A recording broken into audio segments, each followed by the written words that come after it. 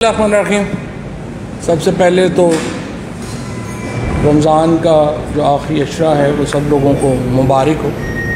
और आज जो हमाद अज़हर साहब और मैं आपके सामने आए हैं, जो लेटेस्ट सिचुएशन है पाकिस्तान की, उसके ऊपर जो तरीक़े इंसाफ का मौक़िफ़ है और जो मामला हैं उनके ऊपर बातचीत करने के लिए सबसे पहले तो देखें, मैंने कोई 2 दिन हो गए हैं मैंने इंतज़ार किया कि हुकूमत का वज़ीर ख़ारजा या कोई इंटीरियर मिनिस्टर या इंफॉर्मेशन मिनिस्टर या बल्कि ख़ुद प्राइम मिनिस्टर उन इंकशाफात के ऊपर कोई रद्द-ए-अमल देंगे, कोई बातचीत करेंगे जो मकबूजा कश्मीर के गवर्नर सत्यापाल की तरफ से आए हैं।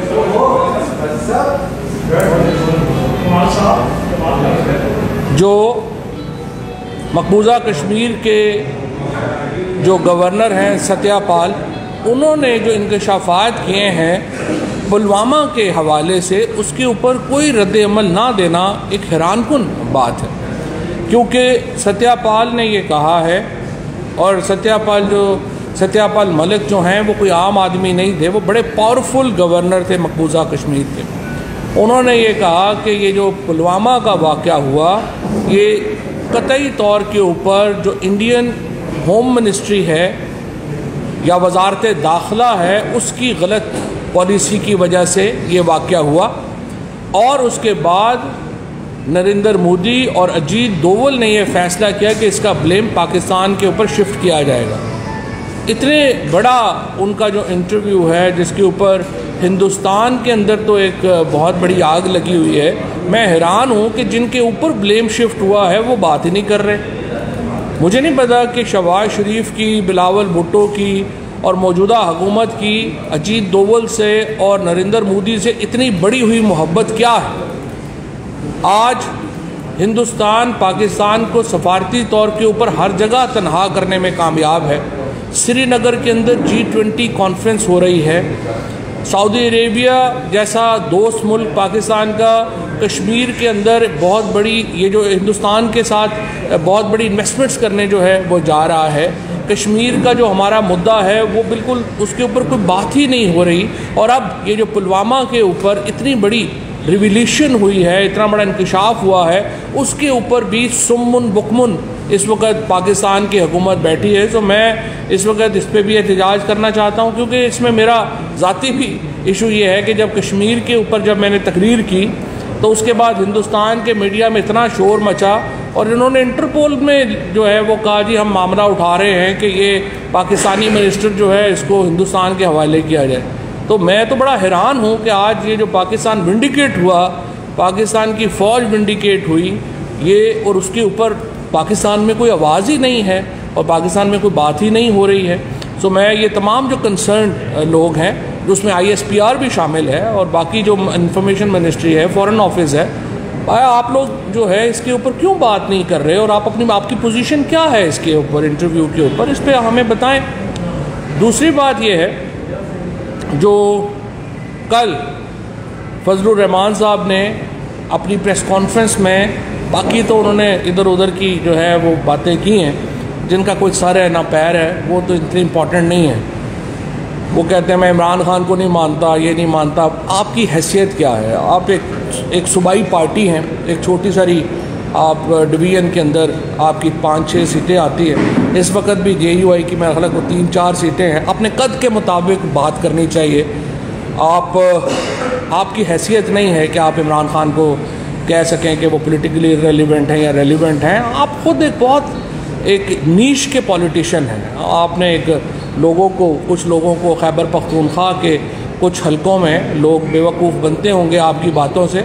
ओवरऑल तो देखिए, आप एक नेशनल लीडर नहीं है। फजलुर रहमान की कोई हैसियत नहीं है, ना ही कोई नेशनल हैसियत है, ना ही उनकी कोई जो है वो पाकिस्तान की सियासत में कोई ऐसा नाम है कि जिसके बग़ैर मामला जो है वो आगे नहीं चलना।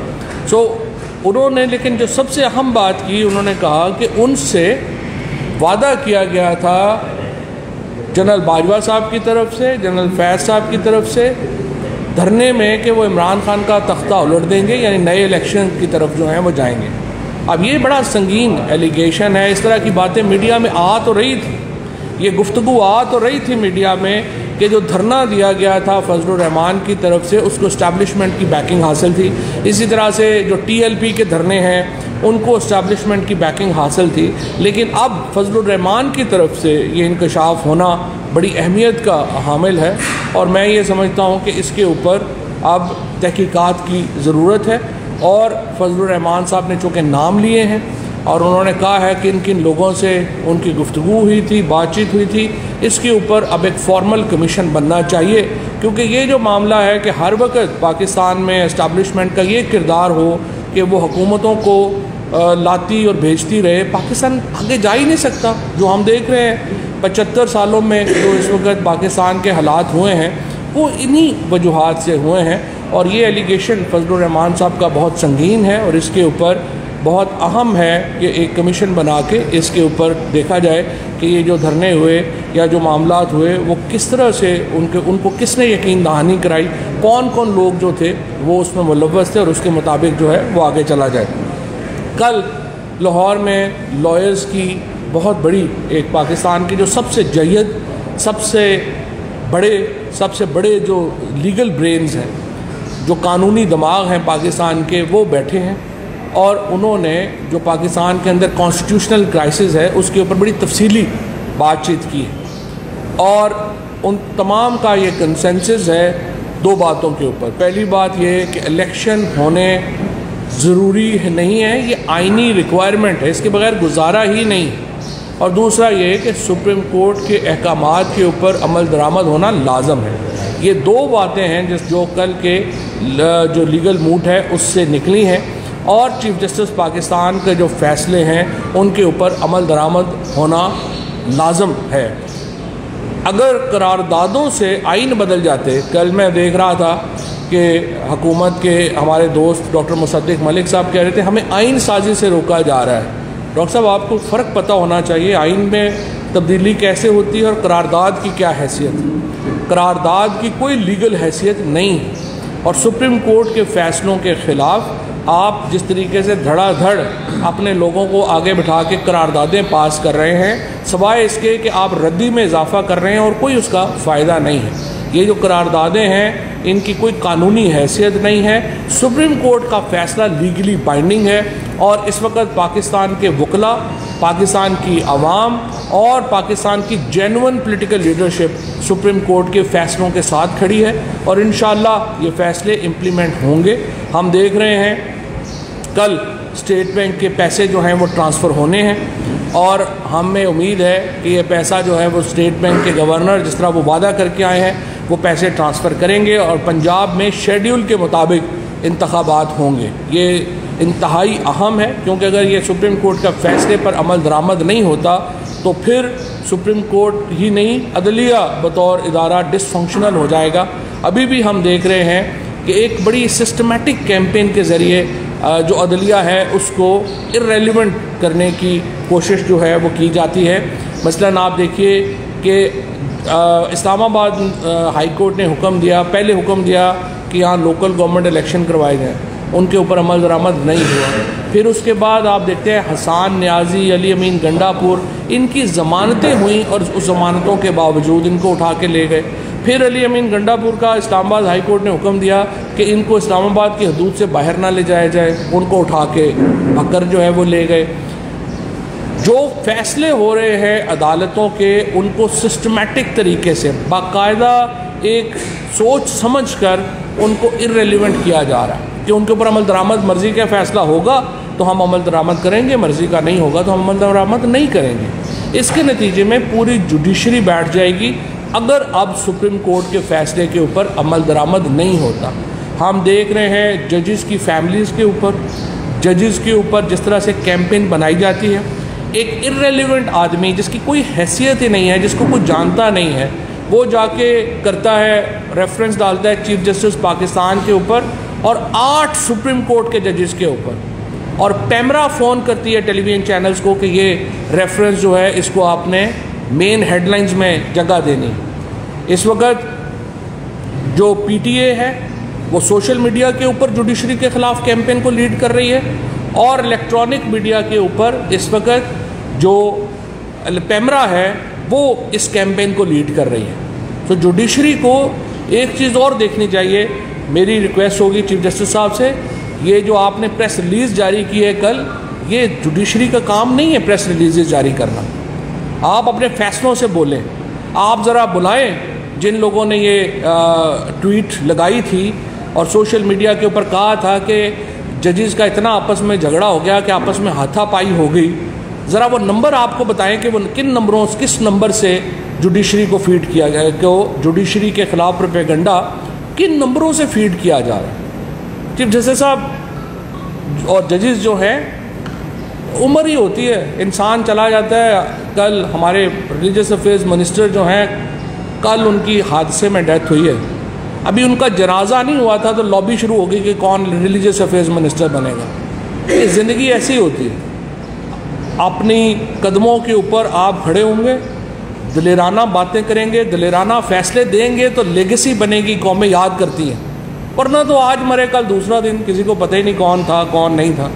आप सिर्फ उन नंबरों को मंगवाइए जिन्होंने ये मीडिया को फीड किया कि जजेस के दरमियान चैम्बर के अंदर जो है वो ये हुआ है, और फिर जजेस की जो कॉलोनी है, जजेस कॉलोनी में तो कोई जा ही नहीं सकता, कोई साफ़ी या कोई वहाँ पे, तो वो तो आउट ऑफ बाउंड एरिया है, वहाँ से कैसे खबरें जो निकल आई और किस नंबर ने मीडिया को फीड किया। ये दो बातों के आप सवाल ढूंढ लें, आपको खुद ही पता चल जाएगा कि ये कैंपेन कहाँ से हो रही थी, कौन कर रहा था।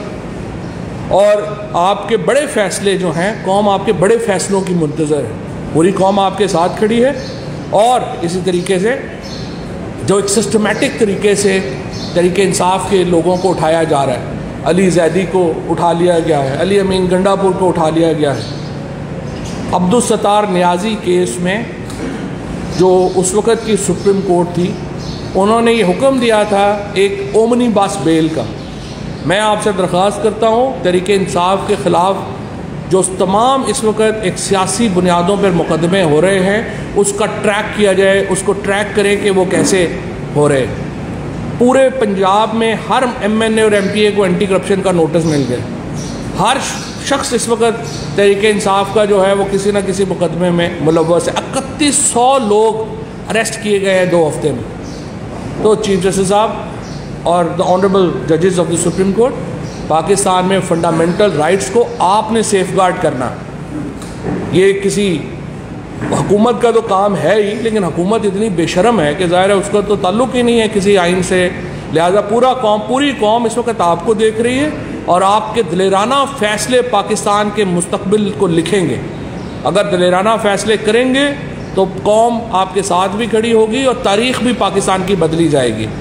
और अगर मसलहत के ऊपर आ गए आप, तो मसलहत के ऊपर आके तो लोग आते हैं चले जाते हैं, अल्लाह खैर सल्ला, बात ख़त्म हो जाती है। तो मुझे पूरी उम्मीद है इस वक्त जिस तरह से पूरी कौम आपके साथ खड़ी है, आप ये फ़ैसले दिलेराना फ़ैसले करेंगे। उसके बाद मैं आपको ये भी बताना चाहता हूँ कि आज तहरीक इंसाफ ने सदर ममलिकत को, आपसे कुछ देर पहले हमने सदर ममलिकत को ये ख़त लिखा है, जिसमें उनसे मैंने 2 नुकात के ऊपर इंटरवेंशन की, दखल अंदाज़ी की दरख्वास्त की। पहला ये कि इलेक्शन कमीशन ऑफ पाकिस्तान और उनकी जो एक्सटेंशन है, यानी care taker governments Khyber Pakhtunkhwa में और पंजाब में, वो अपना जो बुनियादी काम था यानी इलेक्शन 90 दिन में कराना, उसमें वो नाकाम हो गई।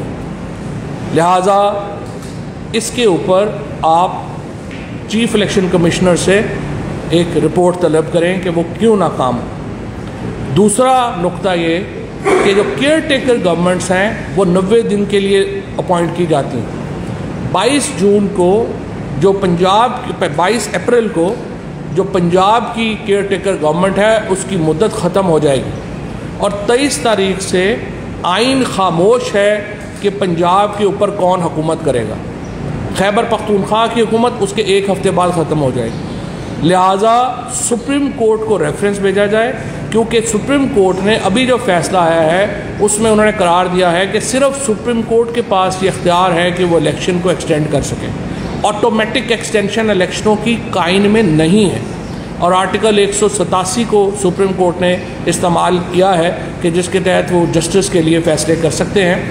अब जो मामला है केयर टेकर गवर्नमेंट्स का, वो भी ऑटोमेटिक एक्सटेंशन नहीं हो सकती। सुप्रीम कोर्ट ऑफ पाकिस्तान इन लोगों को घर भेजे और एक एडमिनिस्ट्रेटर्स मुकर्रर किए जाएं जो कि हाज़र सर्विस जज भी हो सकता है और रिटायर्ड जज भी हो सकता है, जो 22 के बाद पंजाब और खैबर पख्तूनख्वा के मामलात को संभालें और सिर्फ इलेक्शन की तरफ जो प्रोसेस है उसको रेगुलेट करें।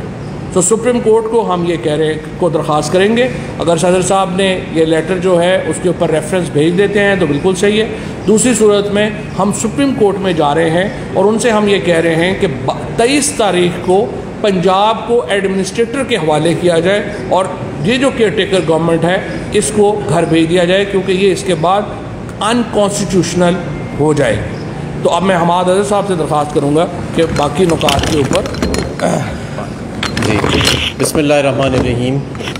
आपने देखा कि कल 10 रुपये फ़ी लीटर पेट्रोल की कीमत में मज़ीद इजाफ़ा किया गया, तो इसकी वजूहात क्या हैं?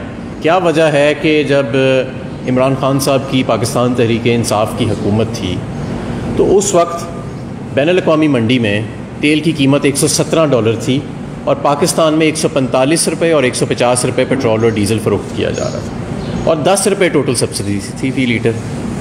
तो चले 160 रुपये आप लगा लें, 165 रुपये लगा लें अगर उस सब्सिडी को निकाल दिया जाए। आज $70 से $75 के दरमियान कार्गोज़ आ रहे हैं, पाकिस्तान को वसूल हो रहे हैं और हमारे मुल्क में पेट्रोल पम्प्स पे पेट्रोल की कीमत 282 रुपये लीटर मुकर्रर कर दी गई है।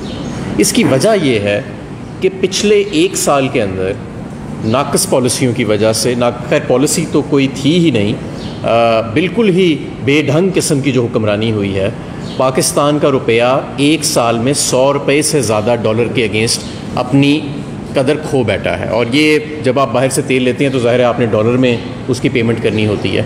तो आज लिहाजा $75 का जो तेल है वो $117 के तेल से भी हमें महंगा पड़ रहा है। ये हकीकत है आज, और ये वो नाकाम पॉलिसीज़ हैं PDM हुकूमत की, जिसके तहत आज मुल्क जो है वो इस नहज पे खड़ा हो चुका है कि हमारे मुल्क में $75 का जो तेल है जो अब ख़रीदा जा रहा है वो इमरान खान के $117 के तेल से भी आवाम को महंगे दामों में बेचा जा रहा है। मैं आपको साथ ये भी बताना चाहता हूँ कि बहुत बात होती है कि मुल्क जो है वो डिफ़ॉल्ट कर रहा है, डिफ़ॉल्ट होने वाला है, और अगर अभी तक मुल्क डिफ़ॉल्ट नहीं किया तो उसकी सिर्फ़ एक और एक वजह है, और वो वजह ये है कि डिफ़ॉल्ट के बाद जो सूरत हाल पैदा होनी थी वो पहले पैदा करके डिफ़ॉल्ट को ज़बरदस्ती रोका जा रहा है। यानी डिफ़ॉल्ट के बाद अमूमन मुल्कों में के अंदर एलसियाँ नहीं खुलती, इम्पोर्ट की के लिए डॉलर्स मुहैया नहीं होते प्राइवेट सेक्टर को या इवन गवर्नमेंट सेक्टर को, और वो चीज़ पहले ऑलरेडी जो है वो नाफिजुल अमल हो चुकी है। और ये ऐसा ही है कि किसी के हाथ में अगर दर्द हो रही हो तो आप बजाय कि डॉक्टर उसके हाथ का इलाज करे उसका हाथ ही काट दे और कहे कि मैंने दर्द जो है वो ख़त्म कर दी है।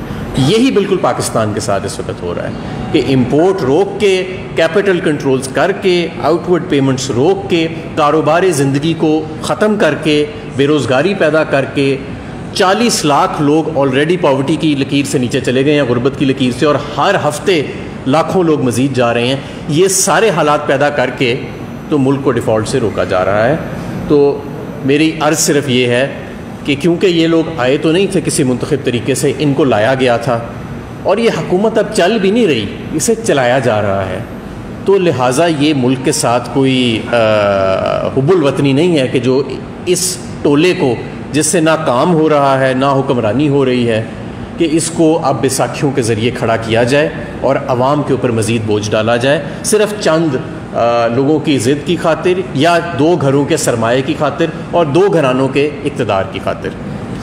दूसरी बात ये कि पाकिस्तान की मईशत जो इमरान खान साहब के वक्त में 6% पे बढ़ रही थी, आज वर्ल्ड बैंक कह रहा है कि 0.4% पे। पाकिस्तान तहरीक इंसाफ के जो माशी माहिरीन हैं उनके मुताबिक इस साल हम मनफी ग्रोथ में जाएंगे। आपके मनफी ½ होती है, 1% होती है, लेकिन ये बहुत एक संगीन बात है। उसकी वजह यह है कि जंगों के अदवार में भी, वबा के अदवार में भी हम मनफी ग्रोथ में एज सच कभी नहीं गए। थोड़ा सा एक साल सिर्फ आया था जिसके अंदर कोरोना के दौरान मनफी, वो भी पॉइंट समथिंग था, और अगले साल उतना ही ज़्यादा हमें ग्रोथ जो है वो नज़र आ गई, 4.5% और फिर 6% पे हम चले गए। तो ये 11 माह में जिस दौरान कोई पाकिस्तान के अंदर ऐसी आफत नहीं टूटी सिवाय रजीम चेंज ऑपरेशन के, पाकिस्तान की मईशत जो है वो मनफी ग्रोथ में जा रही है। कारोबार बंद पड़े हैं, लाखों करोड़ों लोग बेरोज़गार हैं, 40 लाख लोगों का तो वर्ल्ड बैंक ने डेटा दे दिया है कि ये गुर्बत की लकीर से नीचे 12 माह में चले गए हैं, लेकिन हर हफ्ते अब मज़ीद लाखों लोग जो हैं वो गुर्बत की लकीर से नीचे जा रहे हैं। ऐसे ज़्यादा देर मामलात नहीं चल सकते। हमारे मुल्क के अंदर कभी ऐसे हालात पहले देखने में नहीं आए जो आज देखने में हमें मिल रहे हैं। और ये भी मैं आपको बताऊं कि ये सारा कुछ अननेसेसरी और अवॉइडेबल था, यानी कि ये जो बहरान आया है इसका कोई जवाज़ नहीं था।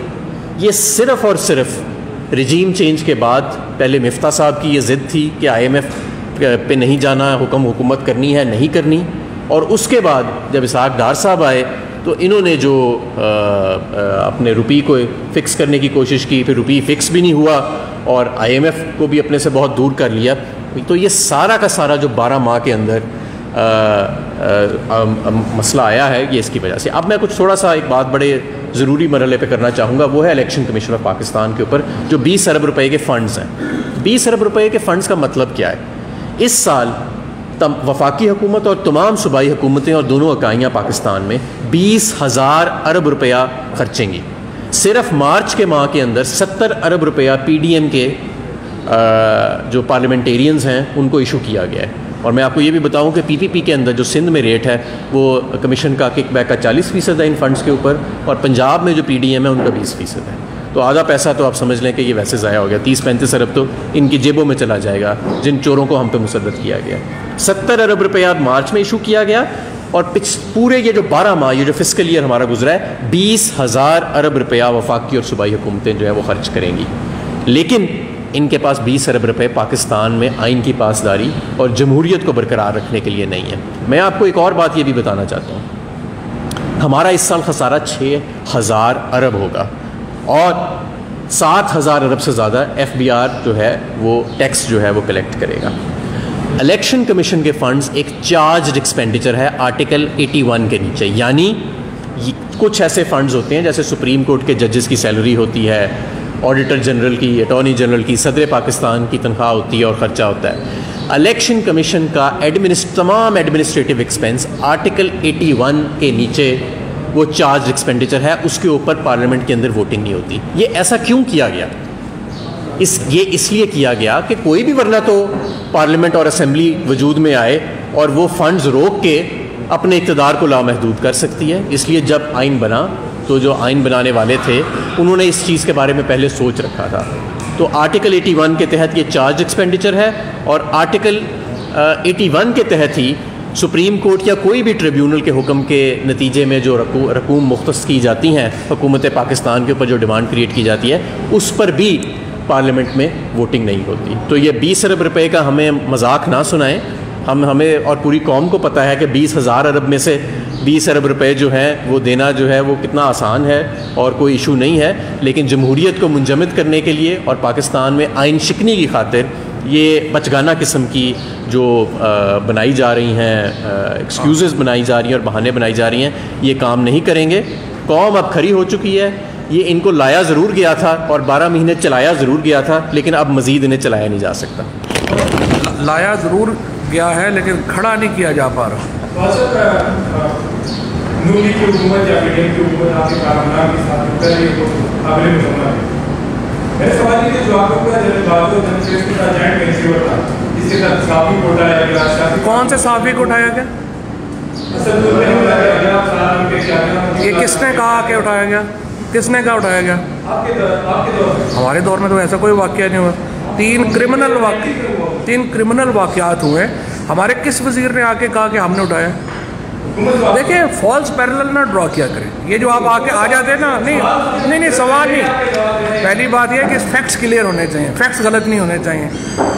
पाकिस्तान की तारीख में जो अब हो रहा है ये तो कभी हुआ ही नहीं। उसकी वजह यह है कि किसी मिनिस्टर ने आके प्रेस कॉन्फ्रेंस नहीं की और फ़ख्र से नहीं बताया कि हाँ हम उठा रहे हैं ब्लास्फेमी केसेस में, टेररिज्म के केसेस में। ये जो आपने 2 वाक़यात लेके पूरी दुनिया में PDM और ये उनके कुछ लाडले फिरते हैं, वो क्राइम थे, उनकी इन्वेस्टिगेशन हमने करवाई। आप उनको कहें खड़े हों, अब क्यों उधर जाके मिल गए हैं? खड़े हों, बताएं किसने किया है, प्रेस कॉन्फ्रेंस करके बताएं ना जिसने किया है, पर्चा कराएं आके। क्यों नहीं करा रहे? आप तो पता चल गया ना किसने कराया है, तो बताएं आके पर्चा कराएं। ये फैक्ट्स ना गलत बयान करें करें, इसको फॉल्स पैरेलल कहते हैं अंग्रेजी में। अच्छा अब आप सवाल बताइए, सवाल बताएं जी। हमारी हुकूमत के अंदर रोज़ाना सैकड़ों क्राइम होते हैं, अब भी रोज़ाना सैकड़ों क्राइम हो रहे हैं, हुकूमत नहीं कर रही जी। ये तो बताएं ना, आके उसने पर्चा कराना है, मैंने तो नहीं कराना। खुद क्यों नहीं बोलता खुल के? बताए ना, उसको कहे पर्चा कराए जाके, आप वकील ना बने। बड़े जाती है, हमने भी मजम्मत की थी। आपको याद होगा, नहीं, आपको याद होगा, आप मुझे आके मिले थे, हमने प्रेस कॉन्फ्रेंस करके मजम्मत की थी और हमने कहा था ये नहीं होना चाहिए। हाँ। एक छोटी सी इन्फॉर्मेशन सर और 2 पार्ट का क्वेश्चन है। इन्फॉर्मेशन ये है कि आपने ज़िले दारों का नाम लिया, ESPR वज़ारत ख़ारजा वज़ारत इत्तलाआत का। अभी थोड़ी देर पहले 1 बजे वज़ारत ख़ारजा ने एक ढीला डाला सा मौक़िफ़ दे दिया है, वज़ारत इत्तलाआत ने और ISPR ने अभी तक अपना मौक़िफ़ नहीं दिया है। तो ये इन्फॉर्मेशन के साथ क्वेश्चन मेरा ये है कि आप तसल्सल के साथ मुज़ाकरात की बात कर रहे हैं और जमात इस्लामी भी बीच में आ गई है, फ्रीक़ियान से मुलाकात भी किया, लेकिन आप जो बात कर रहे थे कि इस्टेब्लिशमेंट भी मुज़ाकरात में बैठे, क्या जमात इस्लामी के इनिशिएटिव से इस्टेब्लिशमेंट बैठेगी? इसकी श्योरिटी है? नंबर 2 सर, ये खबरें आ रही हैं कि 27 रमज़ान के बाद ईद के दिनों में इमरान खान साहब को गिरफ्तार करने के लिए एफर्ट की जाएगी, क्योंकि कारकुन खासतौर पर जो खैबर पख्तूनख्वा के हैं वो अपने घरों को चले जाएंगे। क्या आप लोग इंश्योर करेंगे कि ज़मान पार्क में जो लोग इमरान खान साहब की हिफाजत के लिए मौजूद है वो वहाँ पर मौजूद रहें? देखिए, पहली बात तो जो है मुज़ाकरात के ऊपर, अगर जिस तरह अभी हमाद अज़हर साहब ने आपके सामने जो रखे हैं, इकॉनमी के जो फैक्ट्स रखे हैं, अगर पाकिस्तान के मसाइल का सिर्फ यही हल है कि पाकिस्तान में आपने 4000 5000 PTI के लोगों को उठा के जेल में डाल देना है और उससे महंगाई कम हो जाएगी, इमरान खान को गिरफ़्तार करने से पाकिस्तान की महंगाई कम हो जाएगी, माशी मसले हल हो जाएंगे, तो हमें वैसे ही बुला लें, हम वैसे गिरफ्तारियाँ, हम तो पहले जो है हमने जेल भरो तहरीक शुरू की है, हमें आप बुला लें, हम वैसे गिरफ्तारियाँ दे देते हैं। पाकिस्तान के मसले गिरफ्तारियों से ज़्यादा गंभीर हो रहे हैं, उनसे ज़्यादा पेचीदा हो रहे हैं, और मुज़ाकरात का कोई तुक नहीं बनेगी कि अगर आप एक तरफ अली जैदी को, अली अमीन गंडापुर को, इन लोगों को जेलों में डालते रहें और दूसरी तरफ आप कहेंगे हम क्या, फिर मुज़ाकरात क्या होने? अभी मुज़ाकरात का कोई माहौल ही नहीं है और हुकूमत की गैर संजीदा एफर्ट है मुज़ाकरात के लिए। हम पहले ही, हमारी पोजीशन यही है कि आप मुज़ाकरात करें, इलेक्शन के फ्रेमवर्क के ऊपर बातचीत होनी चाहिए, लेकिन जो इतने गैर संजीदा माहौल में क्या बातचीत होनी है? तो जमात इस्लामी आई है, हमने उनको भी यही रेट किया है कि जनाब आप मुज़ाकरात में, हम तो पहले ही कह चुके हैं कि हम तैयार हैं, आप आइए, बिस्मिल्लाह करिए, लेकिन ये हुकूमत संजीदा नहीं है, ना ही जरदारी साहब संजीदा है। इमरान खान की गिरफ्तारी जो है, मैंने जैसा पहले आपको कहा कि अगर तो इमरान खान की गिरफ्तारी से और हमारी गिरफ्तारियों से मसले हल होने हैं तो कोई प्रॉब्लम नहीं है, लेकिन इमरान खान की कारकुन तो वहाँ वैसे ही होते हैं, वो सिर्फ खैबर पख्तूनख्वा से थोड़े हज़ारों पहले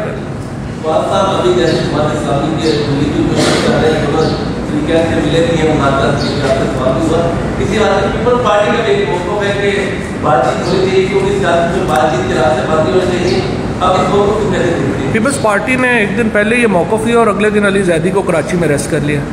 तो या तो इसीलिए तो मैं कह रहा हूँ कि एस्टेब्लिशमेंट बैठे, फैसले जिन्होंने जो फैसले करने हैं, ये बेचारे तो वैसे साइड पे बैठे दही खा रहे हैं, पीपल्स पार्टी नून वाले, इनको क्या पता है क्या करना। आ जाए, बात करें, तीनों बैठे, एस्टेब्लिशमेंट और अपोजिशन और गवर्नमेंट बैठे, रूल ऑफ द गेम बना लें। दूसरा एक चीज़ पे मैं ये चीज़ ऐड करना चाहता हूँ कि मुज़ाकरात किस चीज़ पे हो। आइन जब वाज़े है कि 90 दिन के अंदर इलेक्शन कराना है, सुप्रीम कोर्ट का हुक्म आ चुका है, लाहौर हाई कोर्ट का हुक्म आ चुका है, तो अब क्योंकि जरदारी की ये ख्वाहिश है कि भाई अभी उसका जो बेटा है या जो भी है वो इलेक्ट नहीं हो सकता, तो हम इसलिए आइन को मजरू कर दें और जमहूरियत को सस्पेंड कर दें।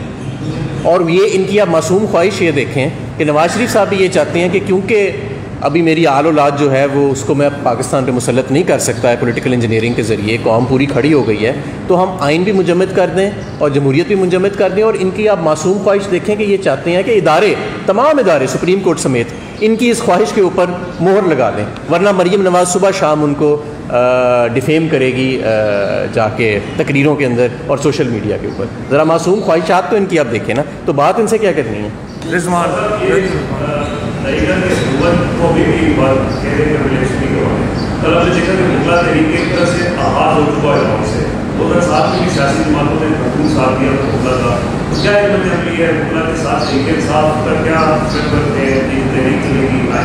नहीं, हम वकला के साथ खड़े हैं, सुप्रीम कोर्ट के साथ खड़े हैं, कॉन्स्टिट्यूशन के साथ खड़े हैं। और वकला ने कल पाकिस्तान के सारे ही सफ़े अव्वल के वकला ने ये फ़ैसला किया है। इंशाअल्लाह ताला वो जो भी लाएमल इसका वो बनाएंगे, हम इंशाअल्लाह उसके पीछे खड़े होंगे। सुप्रीम कोर्ट की आखिरी उम्मीद है पाकिस्तान में जमहूरियत की।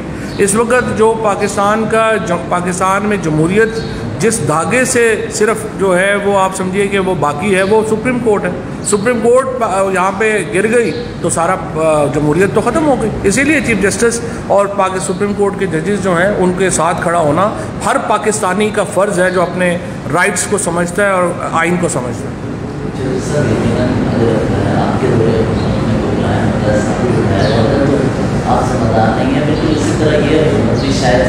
नहीं, ऐसे नहीं है, ये तो क्रेडिट ले रहे हैं, ये तो क्रेडिट ले रहे हैं, ये तो FIR, ये तो हर गिरफ्तारी के बाद प्रेस कॉन्फ्रेंस करते हैं और कहते हैं हमने उठाया है। फ़र्क यही तो मैं आपको बता रहा हूँ। सवाल ये था कि हमारे सब आपके दौर में स्टेट बैंक का पाकिस्तान को कहा गया कि उसकी आज़ाद हैसियत होगी, तो सुप्रीम कोर्ट के इस फैसले को किस तरह देखते हैं कि उसको कहा गया है कि आप पैसे दें, तो क्या ये असरदार नहीं हुआ जा रहा? देखें, ये जो पाकिस्तान में आज़ादी है ना, ये आज़ादी कानून और आइन के ताबे है। ये वो आज़ादी नहीं है जो गुसल खाने में होती है शायद। ये इसका मतलब ये नहीं है कि अगर कोई आज़ाद है तो वो जो मर्ज़ी करता फिरे।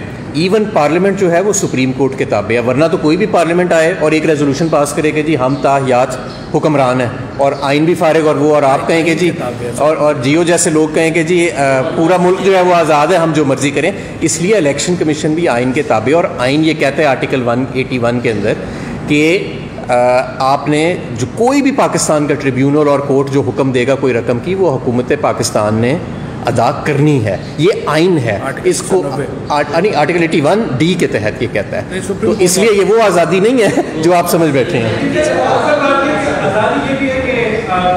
नहीं, मैं थोड़ा सा एक्सप्लेन कर दूँ। आर्टिकल 190 के तहत सुप्रीम कोर्ट की जो हुक्म है वो सारी एग्जेक्टिव और जुडिशल बॉडीज़ के ऊपर बाइंडिंग है, और स्टेट बैंक भी एग्जेक्टिव अथॉरिटी है, और कोई भी कानून जो है वो उसके बाहर जो है तो उसी की समझ आती है कि जितने मर्जी चल दौड़ो।